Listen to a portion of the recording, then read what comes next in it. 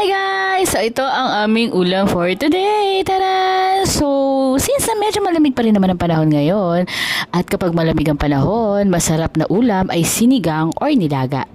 So, we decided na magnilaga.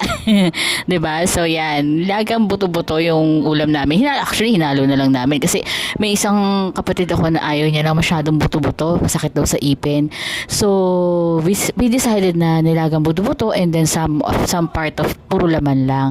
And then, meron kaming daing na bangus for my mom and dad. So, yun guys. Kung meron kayong suggestion, comment nyo lang below. Follow me. Guys, pwede pa ako makatap ng star. So, kayo anong ulam nyo kasi malamig pa rin naman ngayon di ba? So yun, enjoy your food, enjoy eating, actually happy eating. Ano na ba ngayon? Thursday na, malapit na mag-weekend, di ba? Wala na naman pasok ang mga bagets, di ba? Ang sarap ng bangus namin. Actually, yung daing na yan,